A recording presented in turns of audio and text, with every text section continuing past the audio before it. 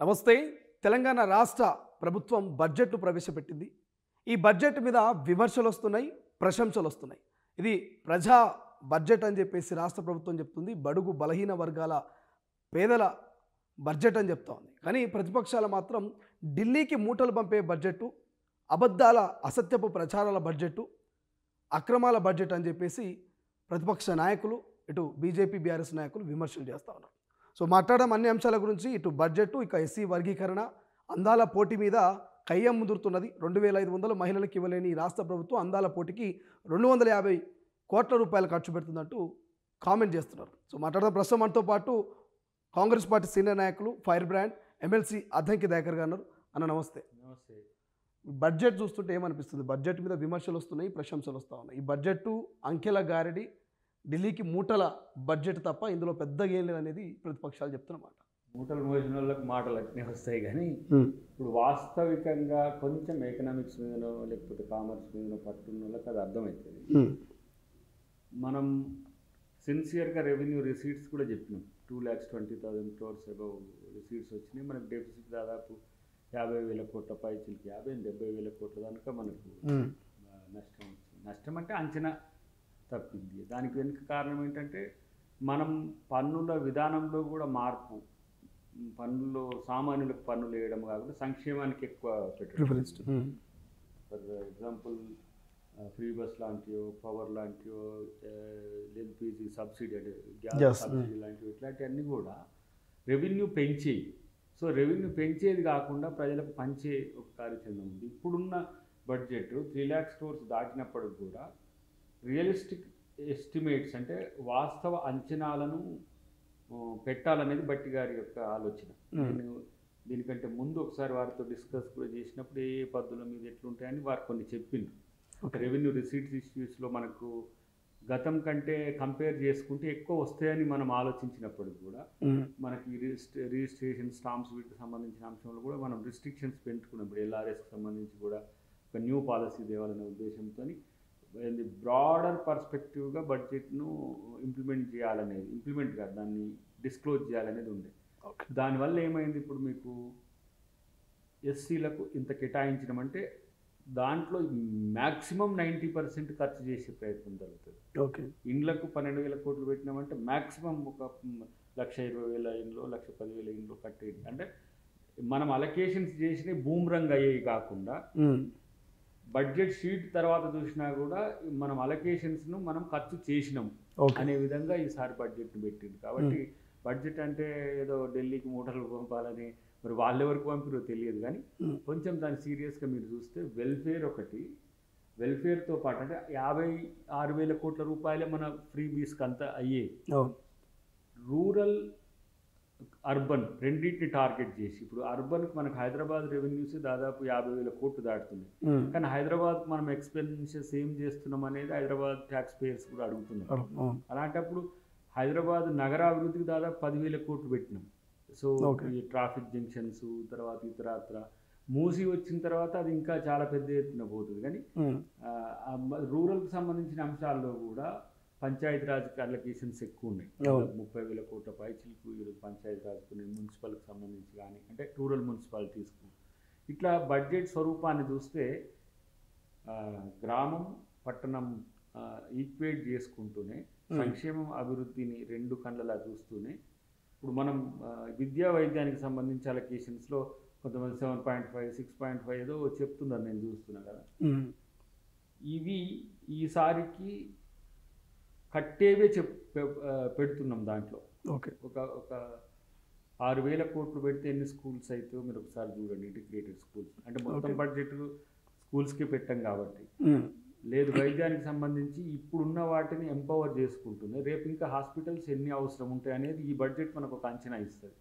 So ఇవన్నీ కూడా మనం ఒక పద్ధతి ప్రకారం ఇప్పుడు ఆర్థిక దుబారా, అప్పులకు వడ్డీ, మూలధన వ్యయము, మూలధన వ్యయానికి సంబంధించిన అంశాలు ఇవన్నీ ప్రజలకు చెప్పడం కంటే కూడా సంక్షేమ పథకాల అమల్లో నికార్సైన పారదర్శకత ఇవ్వడం, ఎట్ ద సేమ్ టైం మనం ఏవైతే అభివృద్ధి కార్యక్రమాలు అనుకుంటున్నాం వాటి విషయంలో తగ్గేది లేదు. కానీ ఇప్పుడు ఇన్ని బడ్జెట్లో ఇన్ని కేటాయించిన రాష్ట్ర ప్రభుత్వం ఎందుకు 2,500 విషయంలో ఎక్కడ కూడా బడ్జెట్ కేటాయించలేదు? సో దాంతోపాటు స్కూటీల విషయంలో ఎక్కడ కూడా బడ్జెట్ కేటాయించలేదు.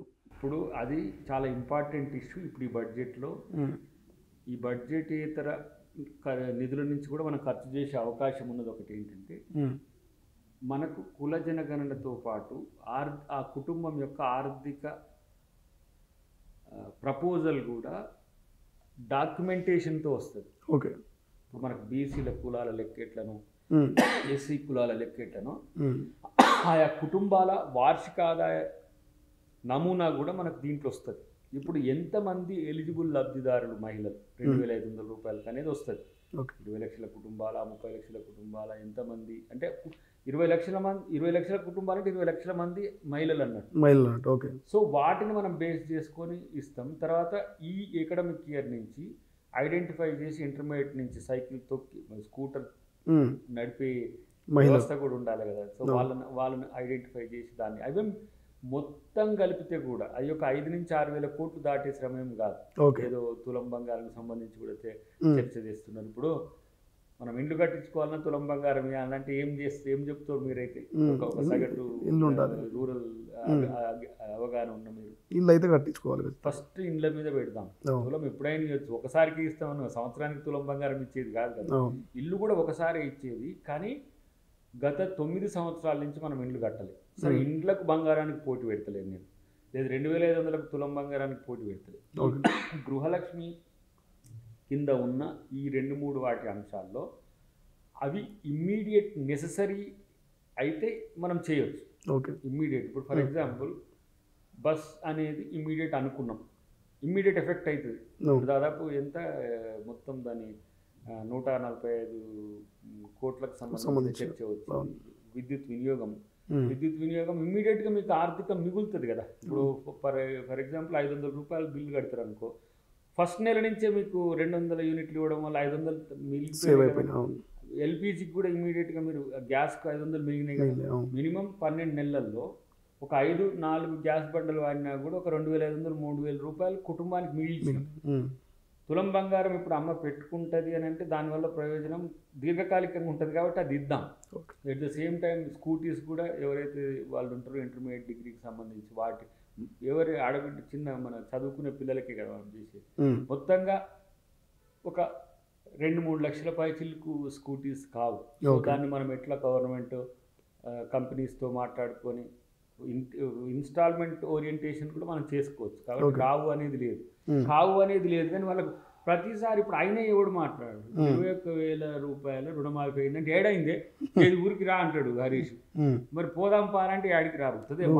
కొడంగల్ పోయినా లేకపోతే మదిరా పోయినా ఏడైనా రుణమాఫీ పూర్తి స్థాయిలో అయిందంటే ముక్కు నేలకు రాస్తా అంటున్నాడు కదా. మరి మీరు ఎందుకు నిరూపించండి. మరి వద్దు, ముక్కు మంచిగానే ఉంది, మనం ఉంది ఉంచుకోమని. కానీ ఇప్పుడు అక్టోబర్ 2022లో వాళ్ళు 99,000 రూపాయలు రైతు రుణమాఫీ చేసింది.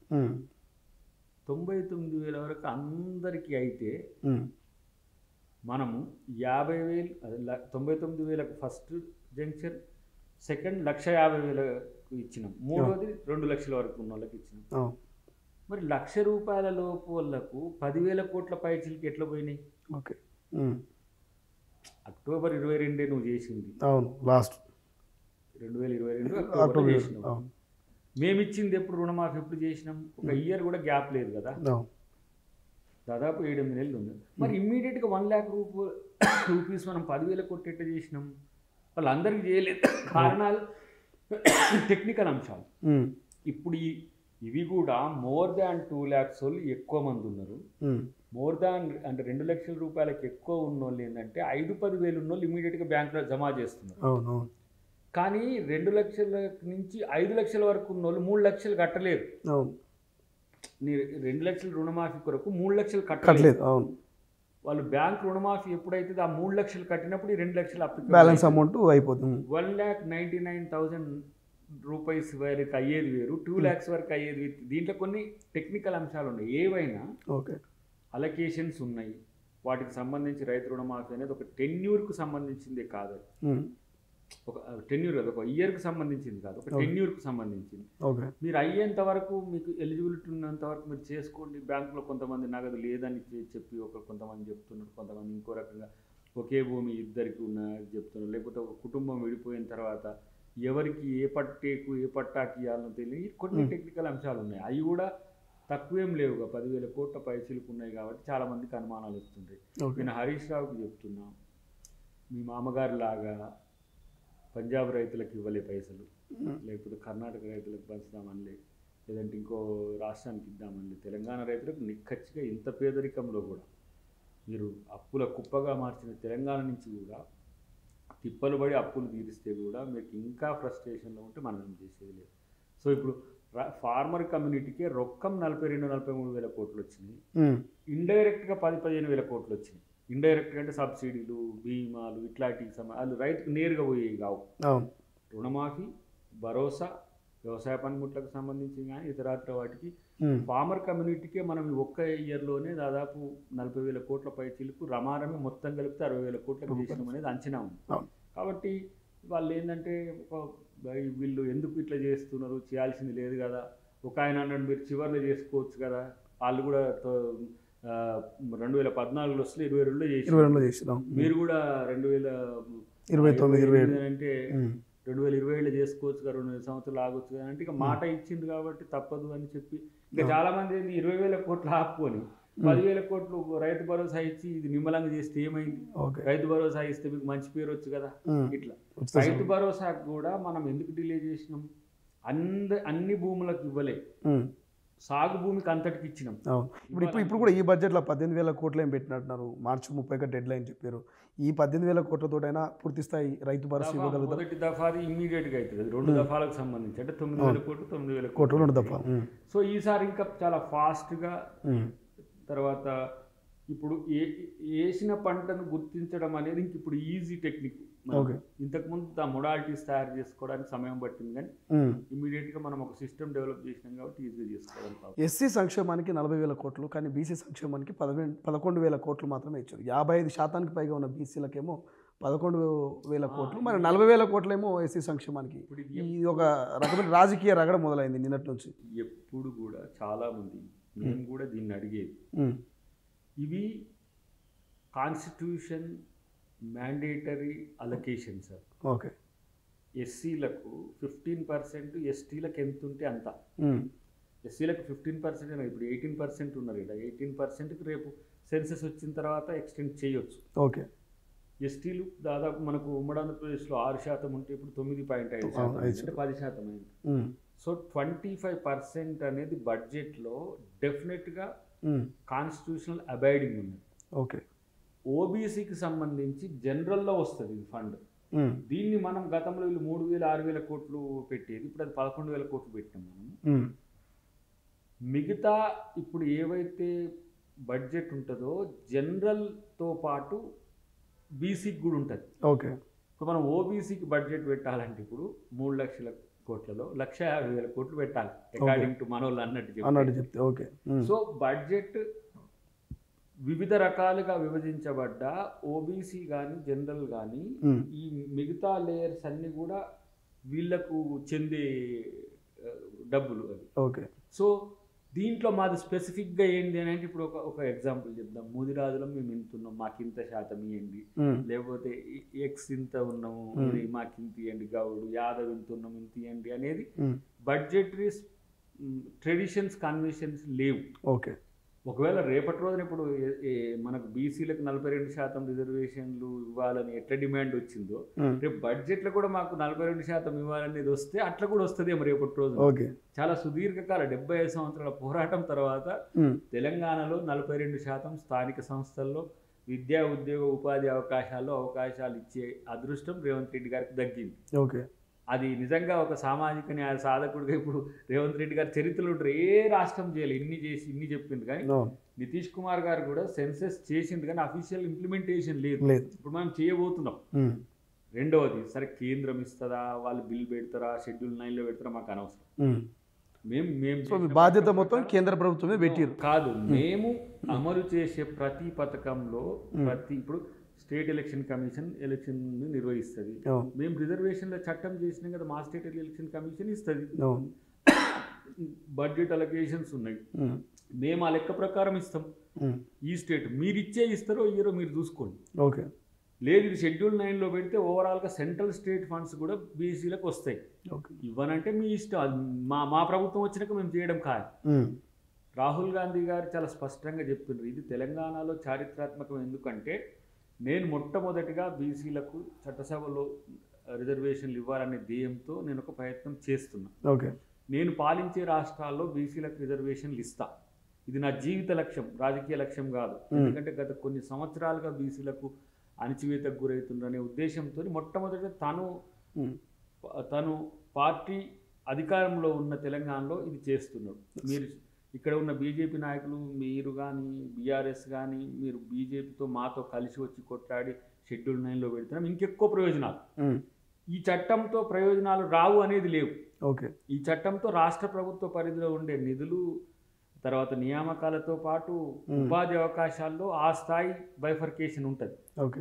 బడ్జెట్లో కూడా ఇప్పుడు మనం బీసీలకు 42% ఇస్తామని పెట్టడానికి రాజ్యాంగబద్ధంగా లేదు, కానీ మనం ఇవ్వచ్చు. మరి ఎందుకు ఇవ్వలేదు ఈ బడ్జెట్లో? మరి బడ్జెట్ ఇవ్వడానికి లేదు, ఎందుకంటే ఇది ఎస్సీ ఎస్టీలకు రిజర్వేషన్లు ఎట్లను ఇప్పుడు రేపు కేంద్ర చట్టం కూడా 42% చట్టసభల్లో రిజర్వేషన్లు ఎట్లా ఇస్తారు అట్లా ఇవ్వాలంటే 42% కూడా బీసీలకు బడ్జెటరీ అలొకేషన్స్ ఉంటాయి. ఓకే. ఇది ఒక చిన్న గీత ఉంటుంది ఇంతే. ఎస్సీ ఎస్టీలకు ఎందుకు మ్యాండేటరీ? ఆ రోజు మన రాజ్యాంగంలో రాసుకునేటప్పుడు ఈ వర్గాలకు నిధులు అందడం అనేది సాధ్యం కావట్లేదు కాబట్టి. ఓకే. ఇది రౌండ్ టేబుల్ సమావేశాల్లో చర్చ ఉంటుంది. మొదటి రౌండ్ టేబుల్, సెకండ్ రౌండ్ టేబుల్లో ఉంటుంది. 1951 తర్వాత బ్రిటిష్ ఇండియా గవర్నమెంట్లో చర్చ ఉంటుంది. ఇంకొకటి ఏంటంటే British India the Indian government act 1935 కూడా ఇది చర్చ జరుగుతుంది. ఓకే. ఎందుకు? వాళ్ళ యొక్క రిజర్వేషన్కి అనుకూలంగా వాళ్ళకు నిధులు వెళ్ళాలి. ఓకే. సో అందుకనే మీకు ఎస్సీ ఎస్టీలకు స్పెషల్ ఫండ్స్ ఉంటాయి.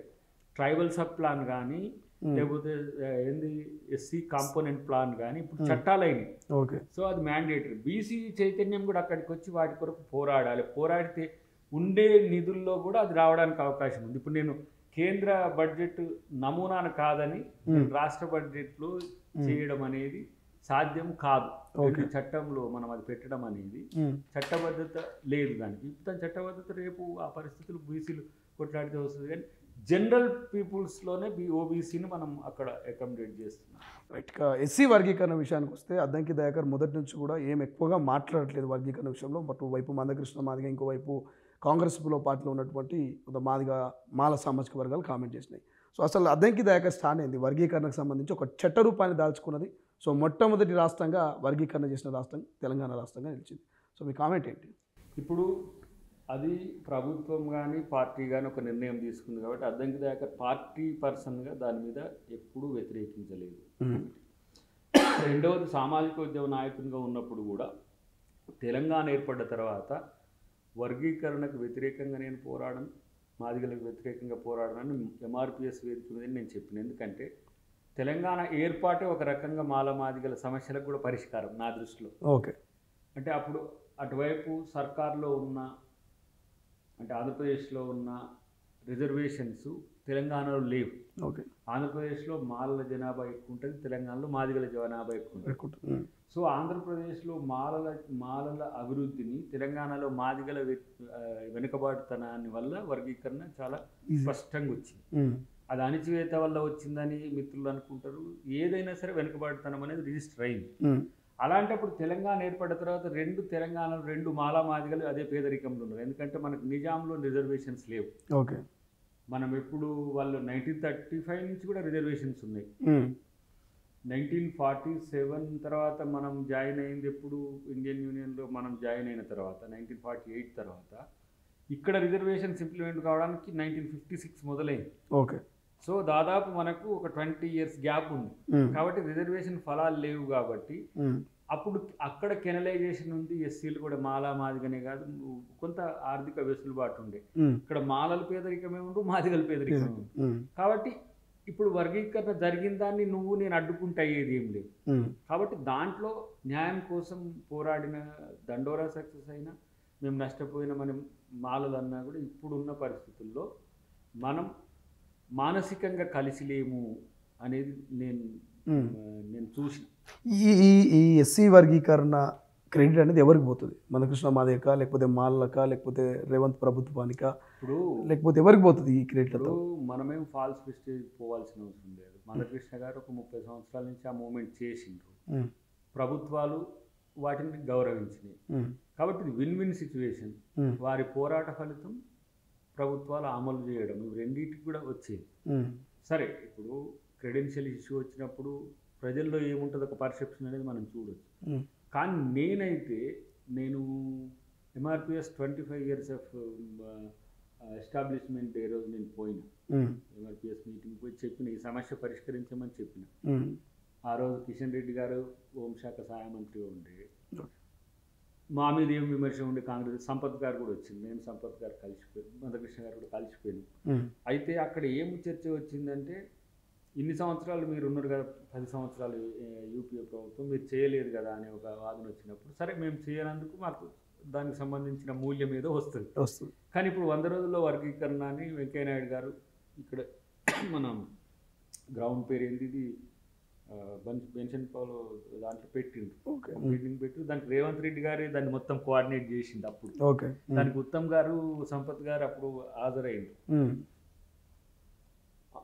మరి బీజేపీ 100 రోజుల వర్గీకరణని ఎందుకు చేస్తలేదని చెప్పి నేను అక్కడ పొలిటికల్ స్టేట్మెంట్ ఇస్తూనే ఈ సమస్య పరిష్కరించండి, పరిష్కరించకపోవడం అనేది ఒక రాజకీయ కుట్ర అవుతుంది అని చెప్పి కూడా అక్కడ అన్నప్పుడు నా మీద మా మాల సంఘాలన్నీ కొంచెం బాగా వ్యతిరేకంగా మాట్లాడిండు. దయాకర్ ఇట్లా దండోరకు అనుకూలం ఇట్లా ఒక సమస్య సుదీర్ఘకాలం కొనసాగడం వల్ల మానసిక సంఘర్షణలు పెరుగుతాయి తప్పితే, దళితుల్లో ఐక్యతకు అది విఘాతం కలుగుతుంది తప్పితే కలిసిపోవడానికి అలవట్లే. పోనీ ఇప్పుడు సమస్య సాల్వ్ అయింది, వర్గీకరణ జరిగింది, చట్ట రూపాన్ని దాచుకుంది, ఇప్పుడు మాలా మాదిగా కలిసినట్టేనా? ఒక 5 years 6 years తర్వాత గాయం మానుతుంటది. పరస్పరం మొన్ననే 2 నెలలైతే యుద్ధాలే చేసుకున్నారు కదా, ఒక రకంగా భయమే అయింది. సరే, అది ఎప్పుడూ లేని ఒక వాతావరణం, మొన్న టెన్స్డ్ వాతావరణం వచ్చింది. ఎప్పుడు కూడా నేను ప్రత్యక్షంగా ఉద్యమంలో 2002-3 నుంచి ఉన్నా, ఏది మాలమానాడు ఉద్యమంలో. ఎప్పుడు కూడా పరస్పర విమర్శలు, సాంకేతిక అంశాలన్నీ తెర మీదకి తెచ్చి చర్చ వచ్చి ఉండేవి. కానీ మొన్న సుప్రీంకోర్టు తీర్పు తర్వాత మాత్రం కొంత భయానక వాతావరణం కల్పించి ఉండే రెండు వర్గాల ఘర్షణ. నేనేమంటానంటే, నేను చాలామంది మాల సంఘాల నాయకులు కూడా నన్ను వచ్చి ఇట్లనే ప్రశ్న అడిగినా, మీరు ఎందుకు మాట్లాడారంటే, ఇప్పుడు తెలంగాణ ఆంధ్రాన్ని పోల్చి చెప్పిన, మనం వ్యక్తులుగా రాష్ట్రాలుగా ఎవరం ఒకరికి పోటీ కాదు, ఒకరికి కొట్లాడలేదు. విడిపోవాలని తెలంగాణ వాళ్ళకు ఉన్నది, కలిసి ఉండాలని ఆంధ్ర మిత్రులకు ఉన్నది. కానీ విడిపోవాలనేటోళ్ళ పోరాటం చాలా బలంగా ఉంది. అట్లాంటప్పుడు వాళ్ళు తగ్గక తప్పలేదు. ఇప్పుడు మాదిగలకు కూడా మాలలతో విడిపోవాలని నిక్కచ్చిగా ఉన్నప్పుడు నేను, ఎందుకంటే ఎస్టీ అట్రాసిటీ యాక్ట్కు మోదీ తూట్లు పొడుస్తారన్న క్రమంలో నేను మందకృష్ణ గారు కలిసి తిరిగినాం. మాలమానాడు, దండోరా కలిసి రెండు రాష్ట్రాలు కదా, కర్ణాటక పోయినాం, ఇక్కడ కూడా తిరిగినాం. దాంతోపాటు కొన్ని ఉత్తరాది రాష్ట్రాల్లో కూడా పోయినప్పుడు ఏంటంటే, అటు పంజాబ్ కానీ యూపీలో కూడా దళిత్ మహాదళిత్ అనే పేరు మీద జరిగింది, కర్ణాటకలో కూడా ఇది ఉన్నది. ఇద్దరి మధ్యన ప్రేమ ఉన్నది, ఒకటేదో అడ్డున్నది. అదేంటంటే అది వర్గీకరణ. నాది నాకు పంచి నీతో నేను కలిసి ఉంటాం. ఇప్పుడు అన్నదమ్ములు కనుక అన్న ఎంత మంచిగా చెప్పినా తమ్ముడు నాది నాకు ఇచ్చే అన్నట్టు, కానీ లేకపోతే తమ్ముడు ఎక్కువ తింటున్నానుకో, అన్న అరే నాది ఎక్కువ తింటున్నావురా అని చెప్పి అన్న అన్నట్టు కనిపించింది నాకు. పంచుకొని కలిసి ఉందాం, విడిపోయి కలిసి ఉందాం తెలంగాణని. విడిపోవడం వల్ల కలిసి ఉండడానికి ఏం సమస్య లేదు, ఎవరిది వారే, ఎవరెంతో వారికంతా అని ఒక డిమాండ్ వస్తున్నది. అది సోషల్ జస్టిస్ మూమెంట్కు దగ్గరగా ఉన్నది. అంబేద్కర్ కూడా బతుకుంటే ఏం నిర్ణయం తీసుకున్నో తెలియదు. ఆయన రాజ్యాంగం రాసిన రోజు ఏం రాసిండో, ఆయన ఐడియాలజీ ఏంటంటే మాలా మాదిగలు నిరంతరం కలిసి ఉండాలి. మాల మాదిగలే కాదు, చమార్లు కానీ, మాంగులు కానీ, మహర్స్ కానీ, వివిధ పాశ్వాన్స్ కానీ, చాలా పెద్ద కమ్యూనిటీస్ ఉంటాయి. ఎంత నీకు ఇప్పుడు నా అంచనా ప్రకారం అయితే 25 crores అబౌవ్ దళిత్ కమ్యూనిటీ ఉన్నది ఇండియాలో, అతి పెద్ద కమ్యూనిటీ. ఇప్పుడు విడగొట్టాలనుకున్నా విడిపోని స్థితిలో ఉన్నారు. కానీ వర్గీకరణతోని రాజకీయంగా మానసికంగా చాలా పెద్ద ఘర్షణ వాతావరణం వస్తున్నది. పంజాబ్లో ఏబీ చేసిండు, ఇంకో దగ్గర ఇంకో తీరుగా చేసే ప్రయత్నం చేసిండు. ఓకే. అయితే ఎప్పుడైతే నీది నేను తింటున్నా అనే భావన నీ మైండ్లో ఉంటుందో ఎప్పటికీ నన్ను ప్రేమగా చూడలేవు. ఓకే. ఇది 30 సంవత్సరాల నుంచి మాల మాదిగల మధ్యన నడుస్తున్నది. నేను వాళ్ళకి చెప్పిన విడిపోయి కలిసి ఉండడానికి నష్టం ఏంటంటే ఎవరిది అది ఉమ్మడి ఆస్తి కదా అని మాల సంఘాలు అన్నారు. నేను కూడా గతంలో కృష్ణమాదిగతో అంతకంటే ఎక్కువ కొట్లాడిలోనే తిట్టుకున్న వాళ్ళమే అది చేసి. కానీ నేను తిరుగుతున్న క్రమంలో ఒకటి మాత్రం చెప్పగలను, ఆంధ్రాలో మాలల ఐఏఎస్ ఐపీఎస్లు అయినా చాలా పెద్ద ఎత్తున అభివృద్ధి ఉన్నదానికి కారణం అక్కడ ఉన్న క్యానలైజేషన్ కానీ లేకపోతే అక్కడ ఉన్న రాజకీయ పరిస్థితులు కూడా మాలలకు ఆల్మోస్ట్ ఆల్ మీకు ఓసీలతో కాంపిటీషన్ ఉన్న ప్రాంతం. ఓకే.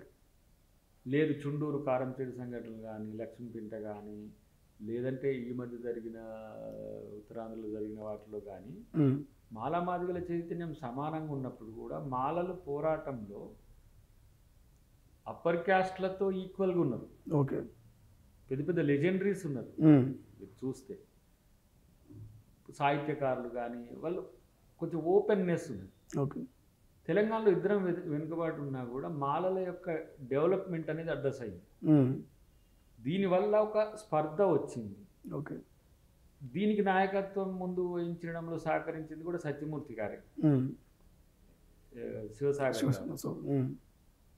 ఆయన మాలని మీరు కత్తి పద్మారావు గారు సమర్థించిన వాడే, మా గద్దరన్న సమర్థించి వీళ్ళు ఎందుకు సామాజిక వెనుకబాటుతనానికి కులం చూడలే. ఓకే. సో ఇది ఇంకో యాంగిల్, చంద్రబాబు నాయుడు గారి యాంగిల్ మాలల్ని అణిచివేయాలని. చుండూరు కారంచేడులో తిరగబడ్డది ఒక దగ్గర మాదిగలకు నష్టం, ప్రాణాలు పోయినా మాలలకు ప్రాణాలు పోయినా మాలలు తిరగబడడాన్ని జీర్ణించుకోలేదు కాబట్టి ఆయన ఇల్ ఇంటెన్షన్స్తో తెచ్చిన ఓకే మాదిగలకు వెనుకబాటుతనం అనేది మాత్రం అడ్రస్ అయింది.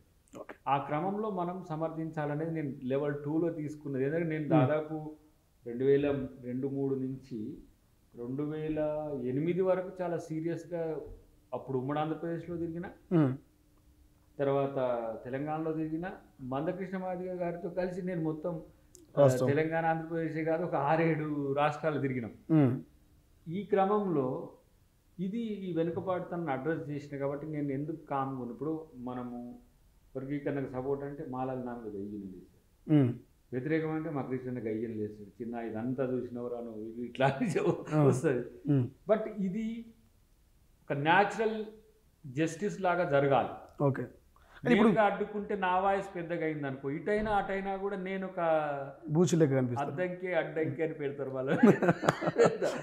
సో అది సుప్రీంకోర్టు జడ్జిమెంట్ వచ్చింది. ఇప్పటికీ మా వాళ్ళు వచ్చి నన్ను అయితే బెదిరించే వదరు అంటే మేము మళ్ళీ కోర్టుకు పోతాం, ఏడు చేస్తారు ఇట్లా చేస్తారు మీ ముఖ్యమంత్రి గారు ఇట్లా అని అంటాడు. కానీ నేను పార్టీకి కట్టుబడి ఉంటే ఎంత చెప్పినప్పటికి కూడా ఇప్పుడు పార్టీ లైన్లో కూడా నిన్న మందకృష్ణ ప్రెస్ మీట్ పెట్టి అంటున్నాడు, రేవంత్ రెడ్డి కాకపోతే ఇంకో సీఎం చేస్తుండే, ఇందులో కాంగ్రెస్ గొప్ప ఏమున్నది, ఇంత హడావుడిగా మీరు చేయాల్సిన అవసరం ఉంది, గ్రూప్ 1 గ్రూప్ 2 లాంటి ఉద్యోగాల్లో మా పిల్లలు మాదిగలు నష్టపోతున్నారు, ఒక వర్గానికి మేలు చేయడానికి ఇంత హడావుడిగా చేసినని ఒక విమర్శ. ఇప్పుడు వచ్చే ఈ మహా అయితే నోటిఫికేషన్ చేసినాయి 2-3 వేల నుంచి 5,000 వరకు ఉంటాయి. 2 లక్షల ఉద్యోగాలు ఉన్నాయి. 2 లక్షల ఉద్యోగాల్లో మినిమం అంటే 30,000 పైచిలకు ఉద్యోగాలు ఉంటాయి. ఓకే. బ్యాక్లాగులు కొన్ని ఉన్నాయి, వాటిల్లో న్యాయం జరుగుతుంది. రెండవది ఏంటంటే మందకృష్ణ గారు సహేతుకమైన అంశాలు ప్రభుత్వం ముందు పెడితే వాటిని పరిష్కరించలేని ముఖ్యమంత్రి కాదు. వాళ్ళిద్దరు వ్యక్తిగతంగా కూడా ఆత్మీయులే. రాజకీయంగా వచ్చినప్పుడైనా మాదిగల విషయంలో వచ్చినప్పుడు కొంత మందకృష్ణ గారు పట్టింపులతోనే ఉంటాడు.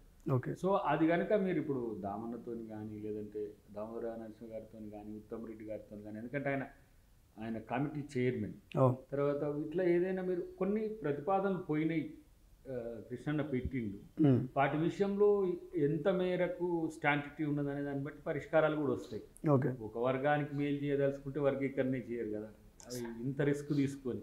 ఇప్పుడు చాలామంది వివేక్ గారు కానీ మా నాగరాజు గారు కానీ వీళ్ళంతా అఫెన్సివ్గా, మన దిగంబర్ కాంబ్లే, మన రాజేష్ రేంజర్ల రాజేష్ చాలా సీరియస్గా, సర్వయ్య గారు, మన రామ్ ప్రసాద్, రామచందరు, మా పిల్లి సుధాకరు, ఇట్లా ఎంతమంది పేరు చెన్నయ్య గారు అవును వీళ్ళంతా చాలా సీరియస్గా కొట్లాడిండ్రు, వాళ్ళు కూడా వెనకకేం తగ్గలేదు. కానీ కొన్ని సందర్భాలు వచ్చినప్పుడు కలిసిపోవాలనే ఒక ఆలోచన మనకుంటే ఇద్దరం తగ్గాల్సిన సందర్భం ఉంటుంది. రైట్. ఒక యుద్ధంతో ఒకటి గెలిచి ఏడుస్తాడు, ఒకడు ఓడి ఏడుస్తాడు, ఏడవడం ఖాయం. సో కలిసి ఉండడంలో ప్రేమ ఉంటుంది. దాన్ని ఎట్లా ఎస్టాబ్లిష్ చేయాలనేది నా next future course of action. నేను కృష్ణతో కలిసి కానీ మాదిగ సంఘాలతో కలిసి కానీ నేను చేయాల్సిన బాధ్యత, ఒక సోషల్ రెస్పాన్సిబిలిటీ, ఒక అంబేద్కరిస్ట్గా, ఒక సోషల్ జస్టిస్ ఏజెంట్గా నాకు ఉంటుంది. కాంగ్రెస్ పార్టీ నాయకుడిగా నేను కాకుండా. ఈ స్పర్ధలు పెరిగితే ఏంటంటే కలపలేని స్థితికి స్పర్ధ పోవద్దు. ఎప్పుడు ఏ సమస్యకైనా ఒక పరిష్కారం ఉంటుంది. పరిష్కారం కొంతమందికి పెయిన్ఫుల్గా ఉండొచ్చు, కొంతమందికి నేను ఇది చెప్తుంటే కూడా కొంతమందికి బాధ అనిపించవచ్చు. దయాకర్ చూసినావా, ఈయన మంచిగా ఈయన ఉండు కాబట్టి ఇట్లా అంటుండే అట్లా చేస్తున్నారు, ఎన్ని రోజులు కొట్లాడుకోవాలి. సో మాలా మాదిగలు కలిసి ఉందామంటారు అయితే అద్దెంకి దయాకర్. కలిసి లేకపోతే ఒక మాట అంటున్నాం, మొన్నటి దానికి ఏం డిమాండ్ ఉండే, దళితున్న ముఖ్యమంత్రి ఎందుకు చేయలేదు మిస్టర్ కేసీఆర్ జీ అందరు కలిసి అడిగారు.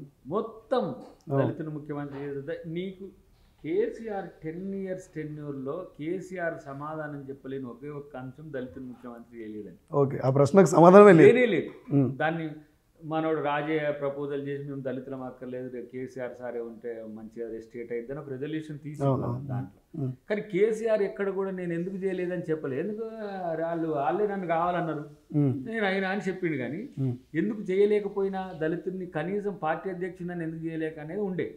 కానీ ఇప్పుడు మీకు ఏమైంది, మా కొట్లాట వల్ల బీసీల్లో చైతన్యం వచ్చి బీసీ ముఖ్యమంత్రి కావాలని దానికి వచ్చింది.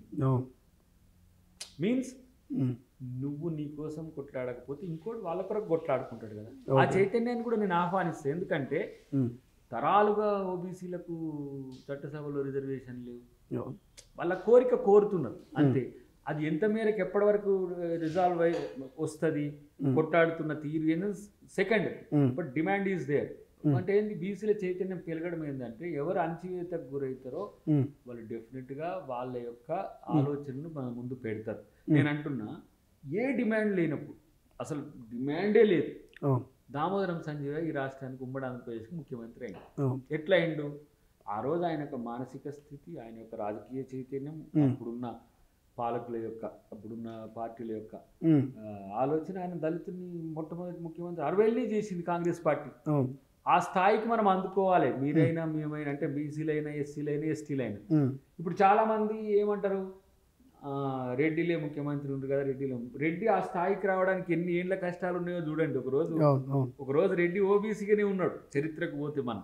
కాబట్టి ఆ స్థాయికి మనం ఎదిగేందుకు చైతన్యం నింపుకోవాలి తప్పితే ఒక కులం మీద గడ్జెస్ పెంచుకునేటట్టుగా ఉండదు. రెండవది, దామోదరం సంజయ్ గారిని ఇక్కడ ముఖ్యమంత్రి అయిపోయిన తర్వాత కొన్ని రాజకీయ వ్యతిరేకతలు అయినప్పటికి కూడా ఆయనను తీసుకుపోయి సెంట్రల్లో తెలియదు ఆయన. అందరు కూర్చోగా జవహర్లాల్ నెహ్రూ గారు లేచి వేదిక మీదకి పోయి, ఇప్పుడు మన ఏఐసిసి అధ్యక్షుడు దామోదరం సంజయ్ గారు ప్లీజ్ రండి అని పిలిస్తే ఆయనకు కొంతసేపు అంటే పని చేసేతనంలో మన స్థాయిని పెంచుకోవాలి. ఇది నాకు అర్థమైంది. ఏంటంటే ఊరికనే పదవుల కొరకు ఆరాటపడి ఎమ్మెల్యే కాకపోతే ఎంపీ కాకపోతే ఎమ్మెల్సీ కాకపోతే నన్ను నేను తమాయించుకున్న తర్వాత నేను పోరాడుతున్న తీరేంటి, నేను దేని కొరకు కొట్లాడుతున్నా, నేను ప్రజల కొరకు కొట్లాడి, నా పదవి కొరకు కొట్లాలి. అఫ్ కోర్స్ నా పార్టీ నా పదవి నాకు ఇచ్చింది అనుకో, ఇప్పుడు నన్ను గౌరవించి ఇచ్చింది, అది పార్టీ గొప్పతనం. నా గొప్పతనం కంటే నా సర్వీసెస్ ఎట్లా ఇవ్వాలనేది చూడాలి. ఇప్పుడు ఒకరి ఆలోచనలకు మనం రూపం ఇవ్వలేము. నేను అంటున్నా, ఇలా దళితుని ముఖ్యమంత్రి చేస్తా అనేది పక్కకు పోయి ఓబీసీ ముఖ్యమంత్రి కావాలని ఓబీసీ అంశం తెర మీదకి వచ్చింది. ఎందుకు మాలామాదిగలు వాళ్ళు కొట్టాడుకుంటారు. ఇప్పుడు అన్న, నేను ఒక స్టేట్ ప్రశ్న అడుగుతాను. మీరు కలిసి ఉందాం భవిష్యత్తులోనైనా అంటున్నారు.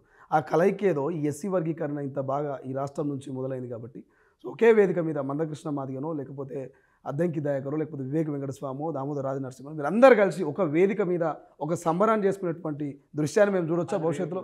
డెఫినెట్గా చూస్తాం. గాయం అయింది, ఇమ్మీడియట్గా దాన్ని మనము చర్మంలో కలిసిపోవాలని నేను మొన్న ఇక్కడ ఏదో తీసుకున్నది మళ్ళీ కలిసిపోతుంది. ఈ గాయం మారడానికి మహా అయితే నేను 2-3 సంవత్సరాల కంటే ఎక్కువ పట్టదు అనుకుంటున్నాను. ఎందుకంటే అందరికీ మానసికంగా కలిసి ఉండాలన్నా ఈ ఒక్క అంశం విడగొడుతున్నది, ఇది సుదీర్ఘకాలంగా నడుస్తున్నది కాబట్టి కొంతమంది ఏమో పట్టింపులు ఉన్నాయి, లేదని చెప్పను. అంటే మీరు మాలలం తక్కువ అన్నట్టు ఉమ్మడి ఆస్తిని మీరు 15% ఇట్లా చేయకుండా చేస్తారు. రోస్టర్ పద్ధతిలో రోస్టర్ పాయింట్ 21 తర్వాత వస్తున్నది. ఇవన్నీ కూడా సామాన్య అంశాలు. ఓకే. బట్ మనం కలిసి ఉండడం ఇది 5% ఆఫ్ ది పీపుల్స్ ఇష్యూ. చదువుకున్న వాళ్ళది, విద్యావంతులది, ఉద్యోగాలు కావాల్సిన వాళ్ళే, లేదంటే సీట్స్ కావాల్సిన వాళ్ళే. కానీ 95% మందిని మనం ఈ 5% సమస్యకి ఎంగేజ్ చేస్తున్నాం. దీనివల్ల టోటల్ దళిత్ కమ్యూనిటీ ఈరోజు కొంచెం క్రైసిస్లో ఉన్నది. ఇప్పుడు ఒక్క మాటలో మందకృష్ణ మాదిగ గురించి చెప్పాలంటే ఏం చెప్తారు దానికి ఇప్పుడున్న తాజా పరిణామాలు? ఇప్పుడు తను అనుకున్న దాన్ని సాధించిండు. తర్వాత దళితుల ఐక్యత, బడుగుల ఐక్యత గురించి పోరాడితే మహానాయకుడు అయ్యే అవకాశం ఆయనకున్నది. ఇంకా చరిత్రలో ఆయన బీసీల కొరకు కొట్లాడిండు, వికలాంగుల కొరకు కొట్లాడిండు, ఎట్ ద సేమ్ టైం చిన్నపిల్లలకు గుండె ఆపరేషన్ కొరకు కొట్లాడిండు. అన్ని సామాజిక సమస్యల మీద వారు ముందున్నారు. దీన్ని ప్యాసిఫై చేయడంతో పాటు మాదిగా ఘర్షణపూరిత వాతావరణాన్ని ప్యాసిఫై చేస్తూ రేపు బహుజన సామాజిక ఉద్యమాలకు తను ముందుంటే మంచిది. మేము కూడా దానికి సహకరిస్తాం. ఎందుకంటే నేను మొదటి నుంచి కూడా తను ఎందుకు అంగీకరిస్తా అంటే బ్రాడ్ ఇదొక్కటి తప్పితే మిగతా ఇష్యూస్లో అన్నిట్లలో ఆయన బ్రాడర్గానే ఉన్నాడు. ఇదొక్కటి కూడా ఎందుకు తన జాతి అస్తిత్వం కొరకు కొట్లాడుతున్నా నేను అనుకుంటున్నాను. దీనివల్ల మాలల అస్తిత్వం ఏం కోల్పోతున్నా నేను మాలలకు ఇస్తున్న పిలుపు ఏంటి, మాలమాలల అధ్యక్షుడు అంటే మీరు జనరల్కు ప్రిపేర్ కాదు. ఓకే. రేపు జనరల్లో వచ్చిన మాలలకు ఎస్సీలనే తీసుకోవాలనేది దాన్ని ఆపాల్సిన అవసరం ఉంటుంది. ఎందుకంటే maximum Malas are more than open category. ఒక ఆయన వచ్చి రానామాలని ఈడబ్ల్యూఎస్లో వేసి 5 అంటే ఇప్పుడు మళ్ళీ ఓసీలు ఒప్పుకోరు, మాలోళ్ళు వస్తే మాకేడమవుతాయి అని చెప్పేసి. సో ఇది కాకుండా మీకు రిజర్వేషన్లు ఉన్నట్టుగా కాకుండా రిజర్వేషన్ల కంటే మేము ఓపెన్లోనే ఉన్నామని చదవండి. మీరు ఏంది ఆకాశమే అద్దుగా చదవండి. టాలెంట్ ఉన్నది మాదిగల్లో కూడా లేదని కాదు. మాదిగలది ఏంటంటే తరతరాలుగా అణచివేత. ఓకే. సుదీర్ఘకాలం నుంచి అణచివేత వల్ల ఆ డిఎన్ఏ సమస్య, కొన్ని అణచివేతల సమస్య, ఈ భూమి పుట్టింది కదా మహాదిగలు అంటే ఇప్పుడు మన చరిత్ర ఉన్నప్పటి నుంచి వాళ్ళు ఉన్నారు. కానీ వాళ్ళు రాజులుగా ఉండడం వల్ల అణచివేత కూడా అదే స్థాయిలో పెరిగింది. సో మహర్షి కొంత 2300, 2400, 2500 సంవత్సరాల నుంచి అణచివేత ఇది. సో బుద్ధుని కంటే ముందు నుంచి అంతే. సో ఆ అణచివేతకు కారణం ఏంటి అంటే రాజ్యాలు, ఇవంతా కూడా నియంతృత్వాలు, వీటి వల్ల వాళ్ళకి అవకాశాలు రాకుండా పోయినాయి. కాబట్టి ఇప్పుడు మనంగా వచ్చిన దాన్ని పంచుకోవడం అనేది ఒక చర్చ. మాలలకైతే నేనంటున్నా రిజర్వేషన్ అనేది ఒక అవకాశం. దీనికంటే బెటర్మెంట్ కొరకు మీరు స్టార్టప్లు పెట్టుకోవచ్చు, ఎంటర్ప్రెన్యూర్షిప్ పెంచుకోవచ్చు. అన్నిటికంటే ఎక్కువ కొంత తెలివితో వ్యవహరిస్తే ఉపాధినే కాకుండా దాన్ని మించి మీరే ఉద్యోగాలు ఇచ్చే స్థాయికి ఎదిగే ప్రయత్నం చేస్తే మంచిది. దీనివల్ల మొత్తం నష్టమే జరుగుతుంది. అసలు మాలా కమ్యూనిటీ కొలాప్స్ అయిందని ఆలోచిస్తే అది రిజర్వేషన్ లేకంటే ముందు కూడా ఇక్కడ మాలాస్ చాలా ఏమంటారు అనుబంధ పనులు చాలా టాలెంటెడ్గా ఉన్నారు. అటువైపు ఆలోచించాలని కోరుతున్నాను. ఈ 250 కోట్ల రూపాయలు అందాల పోటీలు పెడతా ఉంది రాష్ట్ర ప్రభుత్వం అని ఒక ఎద్దేవా చేస్తా ఉన్నారు. దీన్ని ఏం చెప్తారు దీని గురించి? ఇప్పుడు 250 కోట్ల రూపాయలకు గతంలో కేటీఆర్ గాక దొంగసాటుగా 50 కోట్లు పంపించారు. 250 కోట్ల రూపాయలతోని 2500 కోట్ల రూపాయలు రాబడి ఉంటుంది. ఓకే. ఒక ఈవెంట్ జరుగుతుంది, అది ప్రపంచ స్థాయి ఈవెంటు. ముంబైతో పోటీ పడి కూడా ముంబైని పక్కన పెట్టి ఇండియాలో ఉన్న ఏ సిటీని కాదని వాళ్ళు నిర్వాహకులు హైదరాబాద్ని ఎంచుకున్నారు. మనం అకామిడేషన్, దానికి సంబంధించిన ప్రమోషన్కు సంబంధించే ఇతోధికంగా వాళ్ళకి సహకరిస్తుంది. ఇప్పుడు గత ప్రభుత్వం కేటీఆర్ కూడా ఫార్ములా ఈ రేసు ఇది ప్రపంచ ఖ్యాతిని కాంచుతుందని చెప్పేసి పెట్టారు. దానివల్ల నష్టమే తప్ప లాభం నాకైతే కనిపించలేదు. కాదు, ఇప్పుడు వచ్చే ఫ్రాంచైజీస్, కార్పొరేట్స్, తర్వాత వచ్చే కంపెనీలు హైదరాబాద్ బ్రాండ్ ఇమేజ్ ఎంత పెడుతుందో ఒకసారి నువ్వు నజరే. ఓకే. ఈ ఫార్ములా రేస్ ఎంతమంది ఈ ఫార్ములా రేస్ చూడడానికి ఇష్టపడతారో చూడు. ఈ ప్రపోర్షనేట్ ఏంది, ఆ ప్రపోర్షనేట్ ఒకటి. తర్వాత మిస్ వరల్డ్ పోటీలు జరుగుతున్నాయి అని అంటే ఆ నగరం అంతర్జాతీయ ఖ్యాతి పొందుతున్నట్టు లెక్క. ఓకే. దానికి పెట్టుబడి పెట్టడానికి కూడా ఇక్కడికి వచ్చేటోళ్ళకి కూడా ఇది ఒక బ్రాండ్ ఇమేజ్ అవుతుంది. మరి ఈ ఫార్ములా రేస్లో కాదా అని అంటే మరి దొంగతనంగా ఎందుకు పెట్టినావు? బాజాప్తా 250 crores గవర్నమెంట్ వాళ్ళకి అకామిడేట్ చేస్తుంది. దానికి సంబంధించిన ఎంత స్థాయి పేరు ప్రఖ్యాతులతో పాటు నిధులు వస్తుందో మీరు చూడండి. ఇప్పుడు 1,79,000 కోట్ల రూపాయల ఏంటిది ఇన్వెస్ట్మెంట్స్ వచ్చినాయి. ఎందుకు ఏపీకి రాలే, ఎందుకు మిగతా రాష్ట్రాలకు రాలే? మహారాష్ట్ర తర్వాత వచ్చిన స్టేట్ ఏంటి అని అంటే గుజరాత్ కూడా కాదు, తెలంగాణకు వచ్చినాయి. ఇప్పుడు నేను అంటున్న చాలామందికి తెలియంది ఏంటంటే Hyderabad is going to be a big city in India కాదు, big city in the world. మరి మన కాంపిటీషన్ కూడా ముఖ్యమంత్రి గారు మొన్న కాన్క్లేవ్లో చెప్పినట్టుగా ఏఐసిటీ 4th సిటీ ఏర్పాటు ఇవి ఒక 2-3 సంవత్సరాల్లో మీకు ఎస్టాబ్లిష్మెంట్స్కి సంబంధించి తెలుస్తుంది. కానీ highly potential city in the globe today. ఎందుకంటే ఇంత వాతావరణ పరిస్థితులు, ఇంత రాజకీయ పరిస్థితులు, ఇంత ఎకలాజికల్ ఇష్యూస్ మంచిగా ఉన్నాయి సిటీ.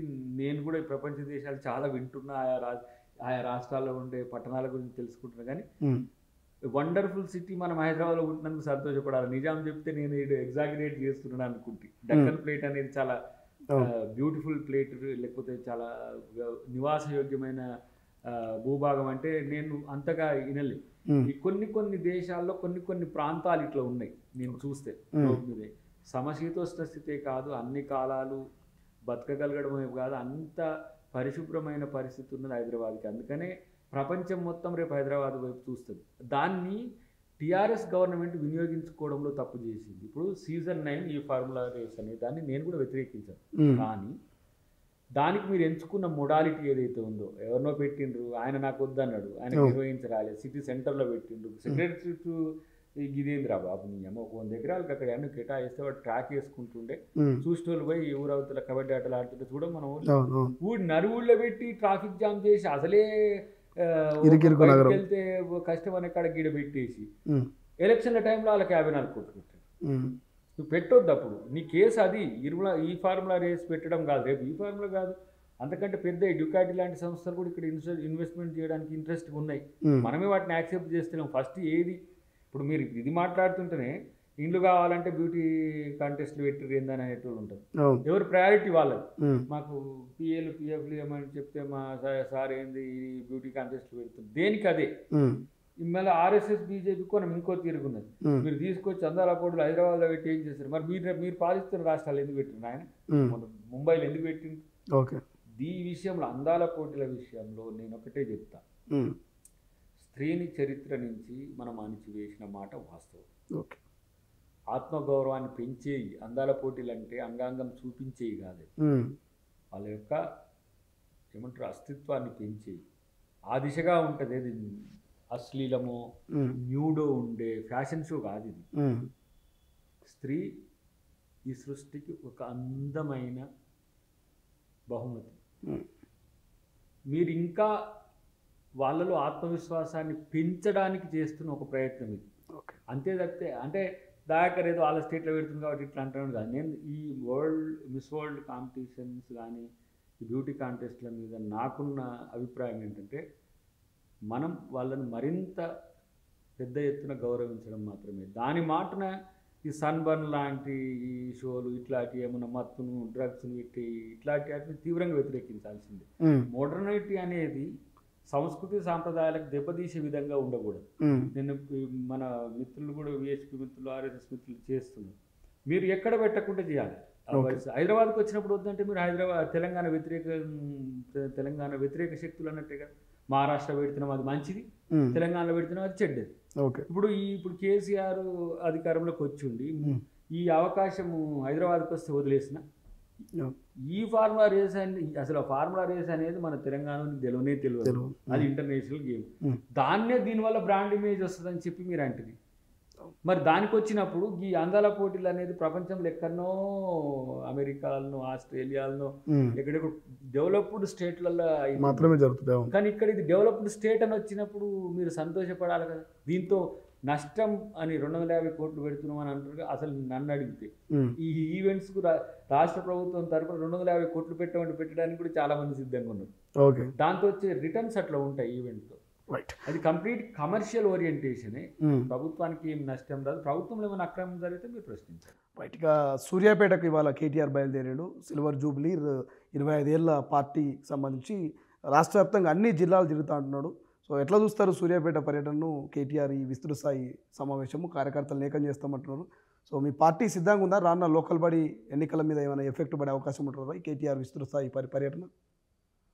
ఎంత తిరిగితే అంత మంచిది మనోడు. ఎందుకంటే ఆయన పోయిన కాడల్లో మనోడు మాట్లాడుతున్న వల్ల మా టీఆర్పీ పెరుగుతుంది. కాంగ్రెస్ టీఆర్పీ పెరుగుతున్నది కేటీఆర్ మాట్లాడితే. ఏదైనా మరి రాసిచ్చేది ఎవరో స్ట్రాటజీ చెప్పేది ఎవరో, కానీ మనోడు ఎంత తిరిగితే అంత మంచిది. ఓకే. తిరగకపోతే వాళ్ళకి మంచిది. ఎట్లా చూస్తే జగదీశ్వర్ రెడ్డి మొన్న సభ నుంచి సస్పెండ్ చేసిరు. సో మొదట అక్కడి నుంచే జిల్లా స్థాయి పర్యటన మొదలు పెడుతున్నారు కేటీఆర్. ఏమైనా లింకప్ ఉందంటారా? ఒకటి ఏంటంటే సరే వాళ్ళు 27th కాడ పెట్టుకుంటున్నాము. 27th ఆనే పెడుతుంటారు. లేదు అక్కడ లేదు అంటే కన్ఫర్మ్ కాలేదు. బట్ ఇవాళ జిల్లా స్థాయి పర్యటన మాత్రం ఇక్కడ నుంచి మొదలు పెట్టారు సూర్యాపేట నుంచి. అంటే మనకి కొంత మానసిక ధైర్యం ఇచ్చేది, కానీ మానసిక ధైర్యం ఇవ్వడానికి పోవద్దు. సభా సాంప్రదాయాన్ని గౌరవించే, సంస్కృతిని పెంచే విధంగా మాట్లాడుకోవాలి. ఇది నేను అనలేదు, అట్లా నేను చేయలేదని మా జగదీష్ గారు అంటుండు. నేను అంటున్నా ఈ సభ నీది కాదు, నీది కాదు, మీది కాదు అన్నాడు. మీది కాదు, ఇది మనందరిది, కరెక్టే. కానీ నువ్వు అనే తీరు అది కాదు. ఓకే. ఆ రైట్ నీకు సభ పట్ల స్పీకర్ గారికి ఉండే హక్కులు స్పీకర్ గారికి ఉంటాయి, సభ్యునికి ఉండే హక్కులు సభ్యునికి ఉంటాయి. మీరు చైర్ను హానర్ చేయాలి. మీదొచ్చినట్టు మీదన్నట్టు మాట్లాడుతుంది అధ్యక్ష అంటే కూడా తప్పే. సభాపతి అని ఎందుకంటారు? ఇష్టం వచ్చినట్టు మీది అంటే సభ్యులు అందరు కింద కూర్చుంటారు. ఇష్టం వచ్చినట్టు ఎవరి పద్ధతిలో వారు పడి, మరి ఇది రాజ్యాంగం ఎందుకు? ఆయన దాని కస్టోడియన్కి ఎందుకు ఉండాలి సభకు? ఆ రూల్స్ ఎందుకు? వాటిని అన్నిటిని ఎందుకు ఫాలో కావాలి? ఇష్టం వచ్చినట్టు మనం బజార్లో మాట్లాడుకున్నట్టు మాట్లాడుకోవచ్చు. ఆయన అన్నాడు మీరు నన్ను ప్రశ్నించేటట్టుగా ఉండొద్దని చెప్పిండు స్పీకర్ గారు. ఇది చైర్కి ఇవ్వాల్సిన గౌరవం, ప్రసాద్ గారికి ఇవ్వాల్సిన గౌరవం కూడా కాదు. చైర్కి ఉన్న నామ్స్ అట్లా ఉన్నాయని చెప్తే కూడా మనోడు ఆగట్లేదు. ఎందుకు అట్లా ఈ జగదీశ్వర్ రెడ్డి అంటే మనం స్పీకర్ మనకు అనుకూలంగా లేడనే ఫీలింగ్లో ఉండి మనోన్ని మీరు టార్గెట్ చేయరని చెప్పిండో, మరి పెద్దోడు ఏమైనా చెప్పిండో ఇంట్లో ఈ ప్రసాద్ కుమార్ గారి వ్యవహార శైలి కానీ వ్యక్తిగత జీవితం కానీ మీరు పరిశీలిస్తే ఆయన వివాదాలకు దూరంగా ఉంటాడు. ఎట్ ద సేమ్ టైం అవకాశాలు ఇవ్వడంలో కూడా ఎప్పుడన్నా బీఆర్ఎస్ పరిపాలన సమయంలో ఇట్లా ప్రతిపక్ష నాయకులు మాట్లాడిన సందర్భం ఉందా? బీజేపీ నాయకులకు కానీ ఎంఐఎం నాయకులకు కానీ నేను మొన్న పోయినప్పుడు ఈ మన నామినేషన్స్ అటు పోయినప్పుడు కన్క్లూడ్ చేయాలని లెటర్ పంపిస్తా ఉన్నారు. ఎవరికి? బీఆర్ఎస్ వాళ్ళకు, బీజేపీ వాళ్ళకు, మన ఎంఐఎం మిత్రుడు మన అక్బర్ గారికి, మా సిపిఐ వాళ్ళు ఎంతసేపు ప్రజా సమస్యలను చర్చిస్తే ప్రభుత్వానికి అంత మంచిది. ఇది ప్రజల కష్టంతో వాళ్ళ శ్రమతో ఏర్పడ్డ డబ్బుతో నడుస్తున్న సభ. అది సభ అంటే స్పీకర్ గారి వారు ఏదో సభాపతిగా ఉండి నడిపించడం కాదు. ప్రజా సమస్యల చర్చకు, ప్రజా సమస్యల పరిష్కారానికి వేదిక. వచ్చి మీరు వ్యక్తిగత అంచనా పెంచుకోవడానికి, వ్యక్తిగత ఇమేజ్ పెంచుకోవడానికి వినియోగించుకోవద్దు. ప్రజల ఇమేజ్ని పెంచండి. ఫర్ ఎగ్జాంపుల్ మనోడు మాట్లాడింది లేదు, మా సూర్యాపేటలో ఒక మండలానికి పరామర్శించుకుంటూ పోయి ఏడ్చింది ఎందుకు? 9 సంవత్సరాల పాటు మీరు పరిపాలించి నేను అంటున్నా ఎస్ఎల్బీసీ కానీ నెల్లికల్ లిఫ్ట్ కానీ, జానారెడ్డి గారి ఎన్నికలప్పుడేమో నెల్లికల్ లిఫ్ట్ మనోడు హామీ ఇచ్చింది. SLBC 8 yearsలో 8 kilometers పోకపోయిందా? ఇప్పుడు మనం రాగానే మొదలు పెట్టినాం, ఆ గుట్ట మంచి నీళ్ళు ఉన్నాయి, ఆ ప్రమాదం జరిగింది, చాలా సమస్య వచ్చినా కూడా మనం దాన్ని డిగ్ చేస్తూనే ఉన్నాం. మరి 8 సంవత్సరాల్లో 300 కోట్లు పెడితే 30 TMCలు వస్తే సూర్యాపేటకి ఏంది? ఇప్పుడు సూర్యాపేట నీళ్ళు ఎటు వాడాల్సి వస్తుంది? మనం హైదరాబాద్కు వాడుతున్నాం. మునుగోడు నీళ్ళు ఎటు వాడుతున్నామంటే హైదరాబాద్తో పాటు ఇతరత్ర వాడుతాం. ఎందుకు? ఎస్ఎల్బీసీ 30 TMC వచ్చి ఉంటే ఈ ఏరియాకు పారదలొచ్చు. మనం అప్పుడు లెఫ్ట్ బ్యాంక్ కెనాల్ నుంచి ఎత్తిపోసి మునుగోడుకో ఇంకో ఇటు ప్రాంతాలకు ఇవ్వకుండా మనం లెఫ్ట్ బ్యాంక్ కెనాల్ నుంచి తీసుకుపోదు. ఇప్పుడు తోసపాటి కాలువను, మాకు మూసీ కాలువను అటు కూడా నుంచి పోతుంది. అటు నుంచి వస్తే పెనుబాడు మండలి కూడా ఇరిగేట్ అవు. కానీ మీరు ఒక్క ప్రయత్నం చేయలేదు జగదీష్ రెడ్డి గారు. ఓన్లీ ఎస్ఆర్ఎస్పి నుంచి గతంలో మేము తవ్విన కాలువ నుంచి మిడ్ మానేరీకి ఒక 16 TMC ఎత్తిపోసింది కాళేశ్వరం ఉన్నప్పుడు. ఓకే, ఆ 16 TMC 1 lakh acresకి ఎక్స్టెంటివ్గా వచ్చింది. దానివల్ల అయింది. ఇప్పుడు ఎందుకు కాళేశ్వరంలో ఎత్తిపోస్తలేరంటే 2 కాళ్ళు ఇరిగిపడ్డారు కాళేశ్వరం పిల్లలు. కాబట్టి ఇప్పుడు అది రావట్లేదు కాబట్టి కొద్దిగా టెయిల్ ఎండ్కో లేకపోతే చివరి భూములకు అందడం కొంచెం సమస్య అయింది. ఏడ్చి పడేస్తుండ్రు. మరి 9 సంవత్సరాలు రైతుల కోసం ఏడ్చిండ్రు, మరి వాళ్ళని పట్టించుకున్నారా? బజార్లో ఒడ్లు పోసి రైతుల దీనస్థితి చూసినాం. బజార్లో రోడ్లే కల్లాలైన రోజులు ఉన్నాయి. మీరు రైతుల గురించి చేస్తే ఎంత దాన్ని ప్రస్తావన చేస్తూ రైతులు ఇట్లా ఉన్నారు అధ్యక్ష అని చెప్పుకుంటూ మీరు ఇయ్యాలి అంటే రైతులు వ్యతిరేకంగా ఉన్నారు ఈ ప్రభుత్వానికని ఎస్టాబ్లిష్ చేయడానికి వాళ్ళు పడే తాపత్రయము చివరికి స్పీకర్ రూలింగ్ కూడా పట్టించుకొని స్థాయికి పోయింది. ఏమవుతుంది అని ఒక చీపు ఆలోచన. ఏమైంది దళితుడు అయితే ఎవరైతే ఏందండి మేము స్పీకర్ని టార్గెట్ చేస్తాం, అయితే వేరే అయితే కూడా అట్లా టార్గెట్ చేస్తారా? అట్లా చేయొచ్చా? అట్లా చేస్తే మీరు ఊరుకున్నారా? ఏం చేసిండ్రు వెంకటరెడ్డి గారిని, సంపత్ గారిని, ఏం చేసిండ్రు రేవంత్ రెడ్డి గారిని, ఏం చేసిండ్రు సండ్ర వెంకట వీరయ్య గారిని? కాబట్టి ఇవన్నీ కూడా వాళ్ళకు గుర్తు రావు. ఇప్పుడే మొత్తం కాంగ్రెస్ తెలంగాణ వచ్చిన కాంగ్రెస్ మొట్టమొదటి ఆ మొడాలిటీస్ అన్ని మేము క్రియేట్ చేసినట్టు ఒక్క సభ్యుడు కూడా సిఎల్పి లీడర్గా కూడా మాట్లాడే పరిస్థితి ఆయనకు లేదు బట్టి విక్రమార్క గారికి. కాబట్టి ఇవన్నీ కూడా ఆలోచిస్తుండ్రు ప్రతి ఒక్కరు కూడా. పెడబోతే పోనీయండి, చేస్తే చేయనియండి, అది ఒక్కటక్కడ గెలిచినట్టుంది. ఆయనకు కూడా ఇప్పుడు బాధలో కొంతమంది ఎక్స్పెల్ చేస్తారని ఏదో చర్చ వచ్చింది. ఆ ఎక్స్పెల్ చేస్తారు కాబట్టి మళ్ళీ ఆడ ఎలక్షన్ వస్తే మళ్ళీ మేము ఉంటాం అంటే వస్తారంటారా? నిజంగా అనర్హత వేటు పడుతుందా స్పీకర్ అవమానించినందుకు? ఇప్పుడైతే సస్పెన్షనే కదా, సస్పెన్షన్ ఉన్నది ఇప్పుడు. కానీ భవిష్యత్తులో అదేదో వీడియో ఫుటేజ్ కూడా చూస్తారు, చెక్ చేసి యాక్షన్ తీసుకునే అవకాశం ఉంది అంటున్నారు. అందుకోసం ఏమైనా కేటీఆర్ పోయింది అనుకోవచ్చా? ఉప ఎన్నికలు వచ్చే అవకాశం ఉందని? సభలో సభ్యులు క్రమశిక్షణతో ఉండకపోతే ప్రజలకు కూడా రాంగ్ మెసేజ్ పోతుంది. సస్పెన్షన్ అందుకే సస్పెన్షన్ రివోక్ చేయడం కూడా పెద్ద సమస్య కాదు. ఇట్లా కొనసాగిస్తే ఈయనను చూసి ఇంకొక ఆయన లేచి ఇట్లనే చేస్తే ఎట్లయితే ఎక్స్పెల్ చేయాల్సి వస్తుంది. గతంలో ఏదో ఉమ్మడి ఆంధ్రప్రదేశ్లో ఉన్నప్పుడు ఎవరి మీదనో ఇట్లా వేటు పడదట, ఆయన పేరు శ్రీరామ ఏదో సంథింగ్ పేరు నాకు ఐడియా. క్రమశిక్షణ అనేది ముఖ్యము.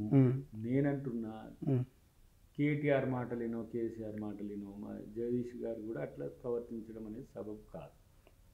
ఇప్పుడు నేను ఉద్యమాలు చేసిన, నేను చాలా సీనియర్ మంత్రిగా ఉన్నా ఇట్లా అని చెప్పుకున్నప్పుడు ఆ మనం వ్యవహరించే శైలి కూడా అట్లా ఉండాలి. సరే కొంచెం ఆయన వాయిసే అరగంటగా ఉంటుంది, మాట్లాడడం కూడా కొంచెం మా సూర్యాపేట స్లాంగ్ కొంచెం డిఫరెంట్ ఉంటుంది. కానీ ఉద్దేశపూర్వకంగా అనడం అర్థమవుతుంది అక్కడ. మీ ఒక్కరిది కాదు, మీది కాదు, మన అందరిది. ఇప్పుడు ఇప్పుడు ఇప్పుడు ఈయననే రూలింగ్ చేస్తున్నట్టున్నది స్పీకర్. నేను అందుకని ఒక జోక్ కూడా చెప్పిన, మీరు అంత సిస్టమ్ని టెస్ట్ చేయకూడరా బాబు, మిమ్మల్ని సిస్టమ్ కంట్రోల్ చేసేటానికి ఉంటుంది. ఆయనేమో ఏసీబీ ఆయనను పిలిస్తే ఆయన ఏసీబీని టెస్ట్ చేస్తాడు. ఏది ఖాళీగాక అబద్ధాల విజన్ టెస్ట్ చేసినట్టు మీరు స్పీకర్ని టెస్ట్ చేసిన ఎందుకు? స్పీకర్ మీకు అవకాశం ఇవ్వకపోతే అడగాలి. గంట మీరు సభా సమయాన్ని కూడా మీరు చూడండి, మినిట్స్ ఎట్లా ఉన్నాయి. కాబట్టి ఆ సమయాన్ని మంచిగా వినియోగించుకొని విమర్శ చేయండి. రైట్గా ఈ జన్వాడ ఫామ్ హౌస్ విషయంలో నిన్న కోర్టు రేవంత్ రెడ్డి గారి కేసును కొట్టేసింది.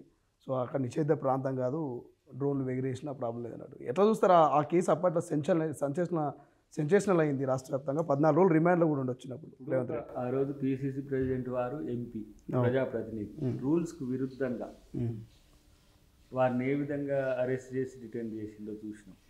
అంటే వ్యక్తిగత కక్షతోని ఇల్ ఇంటెన్షన్స్తో చేసిన అరెస్ట్ అది. ఏదైనా 2.5 సంవత్సరాలు పడుతుంది కాబట్టి 2.5 సంవత్సరాలు ఇట్లనే. మమ్మల్ని కూడా మురళి ముదిరాజు ఆత్మహత్య చేసుకున్నాం. నేను ఒక స్టూడెంట్గా, ఉస్మానియా స్టూడెంట్గా నేను పోవాల్సిన బాధ్యత ఉంది. అఫ్కోర్స్ నేను జేఏసీ నాయకుడిని, అప్పుడు కాంగ్రెస్ పార్టీ నాయకుడిని. మీలాంటి మిత్రులు ఉండి అన్న ఇట్లా శ్రీకాంత్ గారు చనిపోయిన రోజు చచ్చిపోయిన లెటర్ రాసి పాపం తమ్ముడు కంపల్సరీ రావాలన్నా అని చెప్పి అంటే నేను ఖమ్మం పోయి వచ్చేటప్పుడు ఆడికి వెళ్ళి పోయాను. పోగానే మా మీద టపా 7 కేసులు పెట్టి ఆ నుంచి తీసుకుపోయి పోలీస్ స్టేషన్కి డిటైన్ చేసి ఒక రోజు దాచి తెల్లారి జడ్జి కాడికి తీసుకుపోయి దేశద్రోహులు అన్నట్టు చూపించేసి తీసుకుపోయి జైల్లో పెట్టేసి ఇట్లా ఇప్పుడు 6 సంవత్సరాలు ఇప్పుడు ఆ కేసు ఇంకా అది కాలే. దాంట్లో 3 ఈ భూలోకం మీద లేనులను పెట్టిరు. ఇలా కుట్రలు చూడు ఎట్లా ఉంది. ఎంత కుట్ర పుడుతుంది. ముగ్గురు భూలోకం మీద లేను లేరు వాళ్ళు అంటే ఇట్లా పెడతారు కేసులు. వాళ్ళు ముగ్గురు వస్తే కేసు చేద్దామంటాడు. అంటే ఎవరా ముగ్గురు లేరు, చనిపోయిరా అట్లా పెడతారు. ఉత్తగానే శ్రీశైలం తండ్రి పేరు రామాయణ ఉన్నది అనుకో, పుల్లయ్య అని పెడతారు. మా అయితే కాడని నువ్వు అంటూ దొరకదు. నా పేరు కూడా శ్రీశైలం ఎట్లా దొరుకుతాడు. ఇట్లాంటి కేసులు పెట్టిండ్రు వాళ్ళు. ఇది కూడా ముఖ్యమంత్రి గారి మీద పెట్టిన కేసు కూడా అట్లా చాలా పెట్టింది. కాబట్టి నేనేమంటున్నానంటే వాళ్ళు పెట్టే ఉద్దేశం రాంగ్ఫుల్గా ఉంది కాబట్టి కోర్టు ఎక్విటల్ చేసింది. అట్లా ఇంకా మిగతా కేసులు కూడా చేయాలి. ఇప్పుడు మాది కూడా నేను ఎమ్మెల్సీ అయినా కాబట్టి మళ్ళీ ఒక స్పెషల్ ఆ కోర్టుకు షిఫ్ట్ చేసి అని చేయాలి. పిల్లలు ఉద్యోగాలు వస్తున్నాయి, వాళ్ళకు ఉద్యోగాలు వచ్చినప్పుడు వాళ్ళు మళ్ళీ హైకోర్టు పోయి తెచ్చుకోవాల్సి వస్తుంది. 24 మంది ఉన్నాం. 24 మంది ఉన్న క్రమంలో దాంట్లో స్టూడెంట్స్ అంతా పీజీ స్టూడెంట్స్, పిహెచ్డి స్టూడెంట్స్ ఉన్నారు. సో దాన్ని కూడా అట్లా చేయాలి. ఎందుకంటే వీళ్ళు కక్షపూరితంగా వ్యవహరించింది కాబట్టి ఈరోజు వాళ్ళకు ఇలాంటి నష్టాలు జరిగినాయి. ప్రభుత్వం కూడా పోయింది. ఇలా ముఖ్యమంత్రి గారి మీద మిగతా 20-30 కేసులు ఉన్నాయి. ప్రతి వీక్ ఒక కేసు ఉంటుంది. ముఖ్యమంత్రిగా ఉన్నా కూడా on behalf of CM attend అవుతుంటారు. అట్లా అంటే ఆయనను అణచివేయడానికి వాళ్ళు చేసిన కుట్రలు అట్లా ఉన్నాయి. కాబట్టి మేము అట్లా అణచివేసే కుట్రలో ఉద్దేశపూర్వకంగా పెట్టాము. ఇప్పుడు మన రేవంత్ గారి మీద, తన్వి గారి మీద పెట్టిన కేసు విషయంలో మనోడు చాలా బాధపడిపోతున్నాడు. నేను చెప్పినా కూడా మొన్న మీకు వీడియో కూడా పెట్టిన. రేవంత్ గారి మీద ఎస్సీ స్టేటస్కి కేసు పెట్టినప్పుడు నేను మాట్లాడిన నేను గత ప్రభుత్వం. ఓకే, కానీ మీ తల్లిదండ్రులకు మీరు వైరల్ చేస్తున్న వీడియోస్ చూపియండి ఒకసారి. ఎవరికొద్దు, తల్లిదండ్రులకు చూపియండి, తెలుస్తుంది. ఇప్పుడు వ్యంగ్యానికి, విమర్శకు, ఆవేశానికి, బూతుకు, అశ్లీలానికి తేడా ఉంటుంది. విమర్శ ప్రజాస్వామ్యయుతంగా చేయండి, ప్రజలకు నష్టం జరిగే దగ్గర చేయండి. బూతును వాడాల్సిన అవసరమే లేదు, అశ్లీలానికి పోవాల్సిన అవసరమే లేదు. ఆ స్థాయిలు ఉంటాయి. మీడియా కానీ, రాజకీయ నాయకులు కానీ, పర్సన్స్ కానీ విమర్శ డెమోక్రటిక్గా ఉండకపోతే సమాజంలో మనమే బలహీనమవుతాం. కాబట్టి అది ఎవరైనా చూసుకోవచ్చు. మేము కూడా ఇప్పుడు రేవంత్ రెడ్డి గారు విమర్శ చేస్తారంటే ఇక మీరు ఇష్టం వచ్చినట్టు తిట్టుకుంటూ కూర్చొని ఆయన మంచిగా మీరు ఇది బాగా తిట్టారు, ఇది బాగా తిట్టారు అని నోట్స్ చూసుకుంటూ కూర్చుంటారా?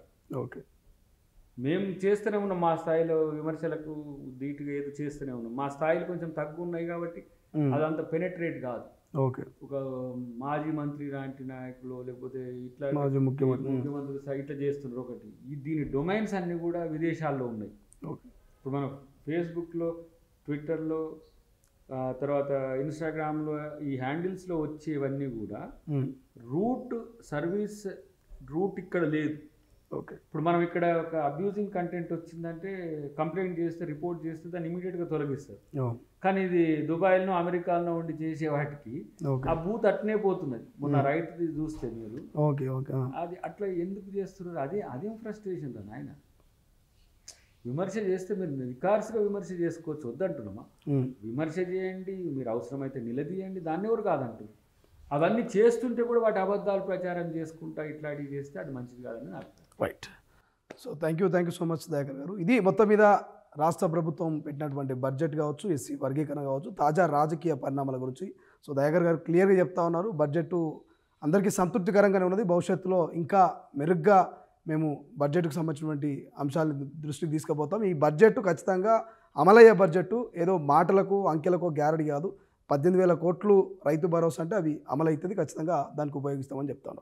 ఇక వర్గీకరణ విషయంలో మాదిగలు భవిష్యత్తులో ఒకే వేదిక మీద అందరూ కలిసి ఉంటాం, కలిసి ముందుకు పోతాం, కలిసే ఆ ఫలాల కోసం కొట్లాడతామని చెప్తున్నటువంటి పరిస్థితి. సో చూద్దాం మరి భవిష్యత్తులో ఏం జరుగుతుంది బడ్జెట్ మీద. మరి నిజంగా తెలంగాణ ప్రజలు సంతృప్తిగా ఉన్నారా లేక ప్రతిపక్షాలు అన్నట్టుగా అసంతృప్తిగా ఉన్నారా అనేది. కెమెరా పర్సన్ అజర్తో శ్రీశైలం, తొలి వెలుగు, హైదరాబాద్. ప్రపంచంలో ఏ మూల ఏ క్షణం ఏం జరుగుతుందో వేగంగా తెలుసుకోవడానికి తొలి వెలుగు వాట్సాప్ ఛానల్ని ఫాలో చేయండి.